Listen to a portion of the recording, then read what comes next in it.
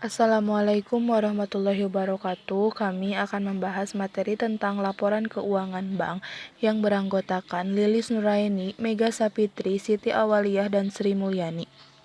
Pengertian laporan keuangan bank. Laporan keuangan merupakan output dari proses akuntansi suatu entitas. Jenis transaksi yang dilakukan akan sangat berpengaruh pada laporan keuangan yang dihasilkan. Akad-akad syariah yang digunakan pada transaksi pada lembaga bisnis dan keuangan syariah sangat berpengaruh terhadap laporan keuangan yang disajikan.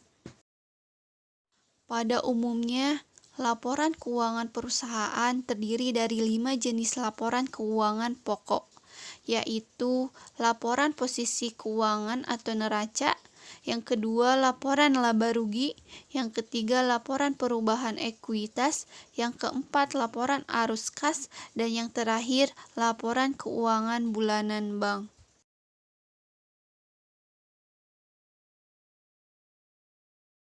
Laporan keuangan bank syariah. Yang pertama, memberikan informasi mengenai posisi keuangan, kinerja keuangan, perubahan ekuitas, arus kas, dan informasi lainnya yang bermanfaat bagi pengguna laporan keuangan. Yang kedua, meningkatkan kepatuhan terhadap pemenuhan prinsip syariah dalam semua transaksi dan kegiatan usaha.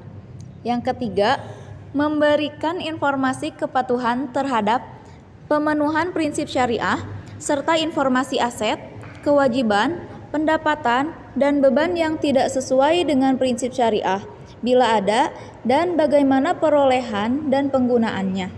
Yang keempat, memberikan informasi mengenai pemenuhan tanggung jawab manajemen terhadap amanah dalam mengamankan dana, menginvestasikannya pada tingkat keuntungan yang layak.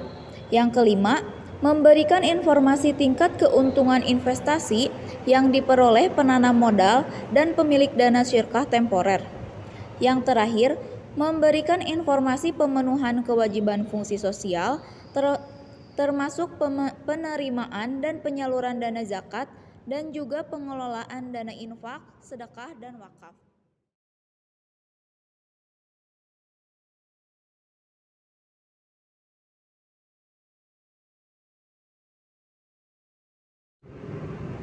Jenis laporan keuangan bank syariah.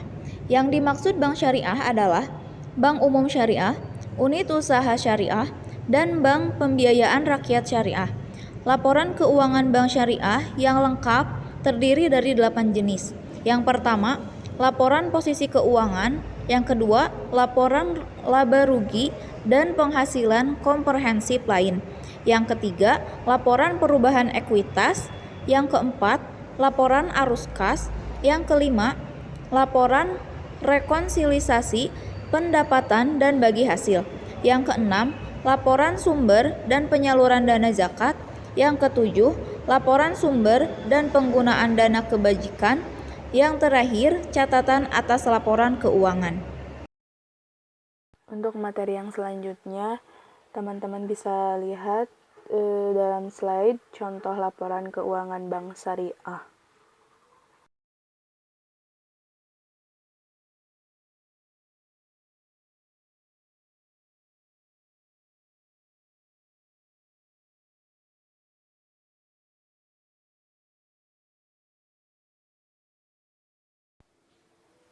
Untuk yang selanjutnya juga teman-teman bisa melihat format neraca bank syariah yang ada di slide video ini.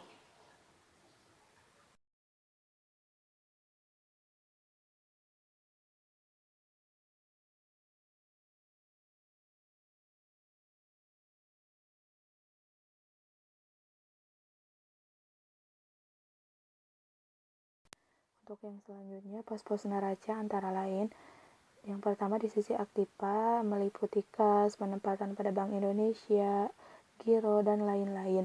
Yang kedua, di sisi kewajiban yang mencangkup kewajiban jangka pendek maupun jangka panjang seperti kewajiban segera bagi hasil yang belum dibagikan. Dan yang terakhir, di sisi pasifa terdapat giro, tabungan, deposito, dan sertifikat deposito. Kewajiban rekening administrasi. 1. Komitmen. fasilitas kredit yang belum ditarik. Irrevocable L atau C yang masih berjalan. Posisi penjualan spot dan derivatif yang masih berjalan. 2. Kontingensi. Seluruh kewajiban kontingensi yang diperkirakan akan mempengaruhi arus kas atau menjadi kewajiban. Pos perhitungan laba rugi yang pertama, pendapatan operasi utama merupakan kelompok pendapatan operasi utama bank syariah atas penyaluran yang dilakukan sesuai prinsip syariah. Yang kedua, hak pihak ketiga atas bagi hasil dana syirkah temporer. Yang ketiga, pendapatan operasi lainnya. Unsur ini menampung pendapatan operasi utama lainnya. Yang keempat, beban-beban ini adalah semua beban yang menjadi tanggungan bank sebagai mudarib.